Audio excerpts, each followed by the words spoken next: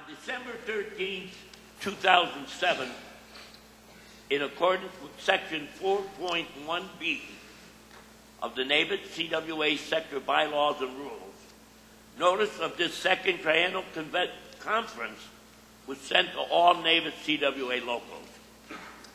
In addition to the dates of the conference, this official call set forth the timetable for various deadlines, including the deadline for submissions of nominating petitions for the office of Sector President and Sector Vice President. The deadline for submission was 4:30 p.m. Monday, May 12, 2008. As of that deadline, only one valid petition was submitted for the office of President. That was John S. Clark.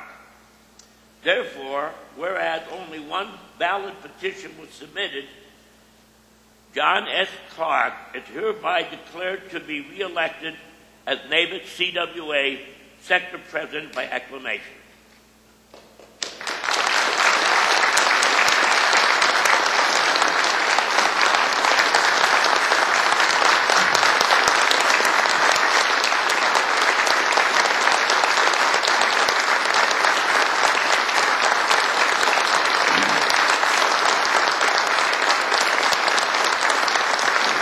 Thank you. First of all, I want to thank everyone here who supported me as sector president down through the years since I first took office in the fall of 1993, which seems like a lifetime ago now. It's an honor and a privilege to continue to represent you and our membership over the next 3 years.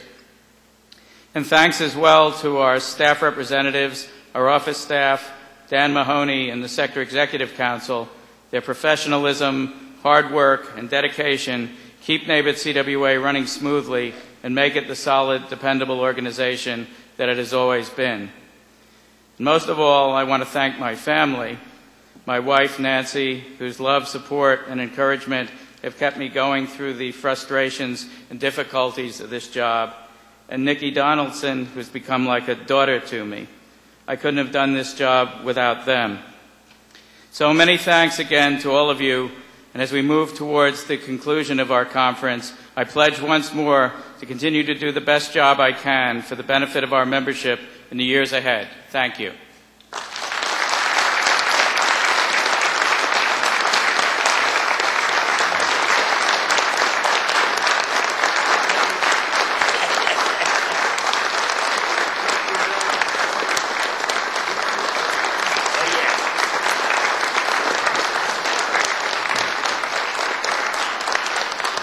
And I'm going to be here to watch you, John.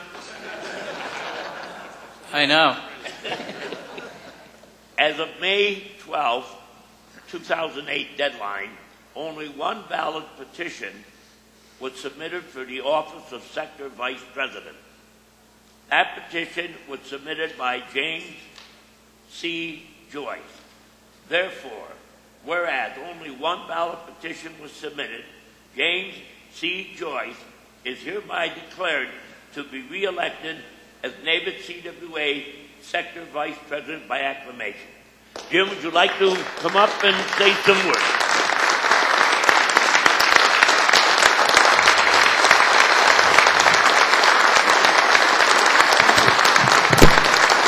Thank you very much. Thank you very much. I know we've had a long week, so I won't make a long speech. I, too, want to thank all of you who have supported me over the first 2 terms I've held in this office. And during those times, it's been difficult for the union because of the political climate in Washington, the economic climate. But as we begin this new term, there's a hope of change. We heard Larry Cohen speak of that hope of change when he was here the other day. And while we got through the last few years with some bruises, we survived. And I think after this week, we've gotten the tools we've needed, we've heard the speeches we've needed, so that when that attitude changes in Washington, when we change the administration, when the economy turns around, when the political climate changes, not only will we survive, but we'll thrive, and we'll thrive through the programs that the unions put in place, training for our members, political action for our members, building cohesive bargaining units. And I plan on, during this term, to energize the Strategic Planning Committee, taking advantage of the tools that have been provided to us now by the Strategic Industry Funds Initiative at previous CWA conventions. You may not be aware of this, but at the Sector Executive Council meeting earlier this week, we approved funding for a new advocates training program, which will be held at the Meany Center in the fall. And it is our hope to create a new generation of NABET activists, not only to replace us when we move on, but to spread activism throughout the union.